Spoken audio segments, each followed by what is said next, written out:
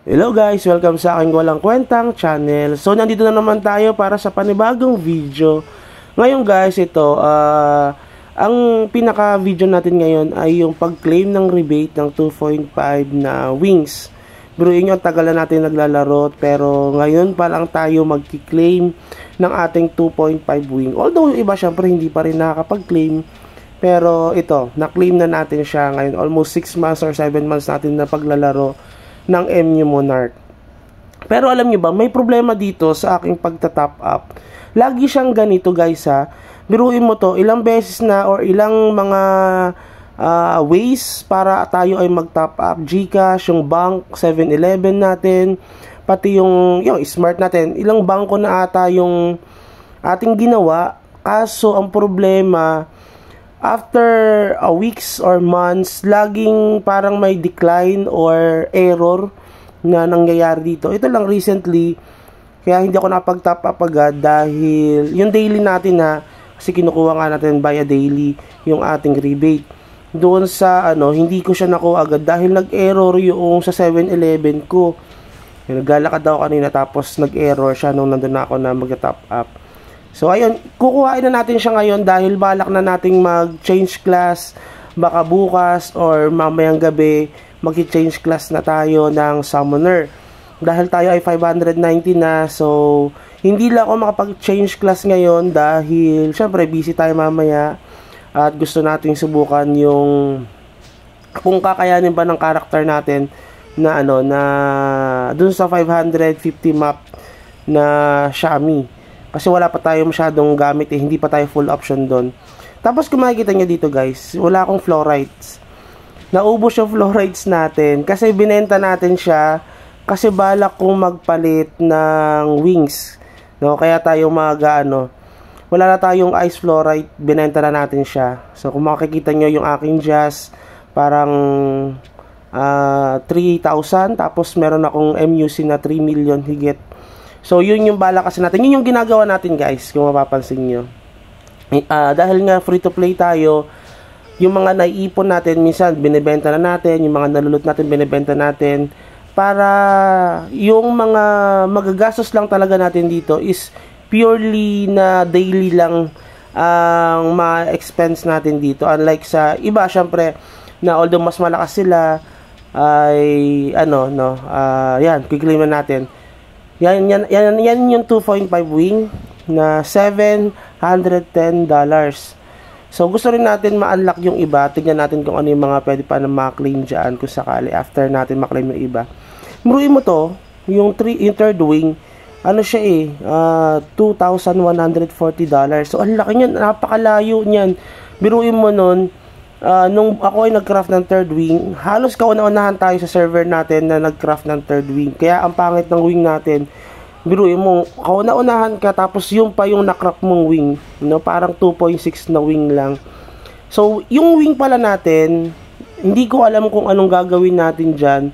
Kaya kinuha ko kasi itong rebate na to bago ako mag-change class. Kasi nga, bala ko siyang i-third wing, itong rebate na to kasi maganda yung option niya. Kasi parang may incremental na sinasabi sila na the more daw na mas maganda yung wing na ika-craft mo, the more daw na maganda yung options na ibibigay sa'yo ng third wing mo, na second wing mo.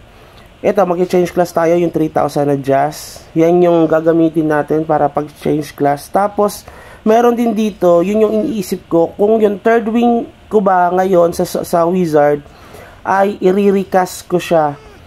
Magkano din ang recast guys? 3,300 ata yung recast. Biruin mo, mag-change class ako ng 3,000 tapos mag-recast ako ng third wing ko na 3,300. 6,300, parang 6,300 pesos agad yung magagastos mo sa ganong pag-change class pa lang. Pero hindi natin yan tinap up guys. Yan ay galing sa benta ng fluorides natin. Kung makikita nyo, yan, nakahanda na yung ating mga gamit para sa pag-change class. Meron pa rin tayong T13 dahil nga tayo ay 590 pa lang. Nandyan yung boots, armor, tsaka helm kasi yan yung halos sabay-sabay na maisusot natin na kapag tayo ay nagpalit ng change class, nagpalit ng class ng summoner. Tapos, yung wala pa, kaya hindi ako mapag-change class talaga totally. Ito talaga yung first reason. Wala pa tayo yung book. Meron tayo yung staff lang, Chronos staff, pero wala tayong book. So, syempre, gusto naman natin na kompleto tayo, lalo na at ginagamit natin yun sa pagpapalevel. Baka bigla tayo bumagal, magpa-level. Pero given yun, nababagal ka magpa-level kapag nag-change class ka for a moment. Kasi medyo maninibago ako sa sa pagka-calibrate nitong character ko ng class na to. Pero eventually, makaka-recover din tayo. Then, susubukan na natin and i-review natin yung ating summoner kung sakali. Tapos, meron pala dito guys, yung sinasabi ko sa inyo kung i-recast ko ba yung ano na yon na yung wing ko na third wing para magkaroon ako ng 25 na condor or bibiling ko tong wing na to. Siya ay nagbebenta, parang quitting na siya. Binibenta niya ito ng 7 million. Okay, na MUC. So, hindi ko pa siya kayang bilhin noon, pero binibenta niya yan. Hindi ko lang alam kung makukuha ko siya kasi sigurado maraming mga tao or players na gustong kumuha niyan. So, 7M niya kasi may naka-deal na rin siya. Hindi naman naka-deal, kumbaga parang naka-pending yung deal nila. Kayo guys, kung kayo ang tatanungin, bibili na ba kayo ng yan, yung pang-recast na 3,300, tapos i-recast yung third wing niya para magkaroon kayo ng 25 na condor, and magre-recraft tayo, magbabaka sakali tayo kung ano yung ibibigay na option na wing natin. Yan yung ating condor.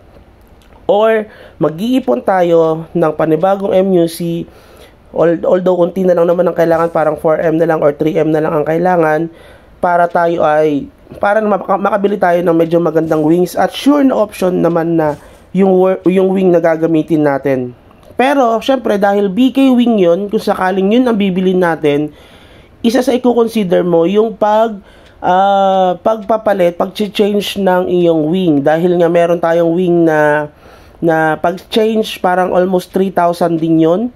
So kung mabibenta ko tong wing na to, na third wing ko ngayon na 3 million, feeling ko 3 or 2 million, parang yun yung gagamitin kong pangpalit, pambago doon sa aking wing. Gagawin ko siyang summoner wing.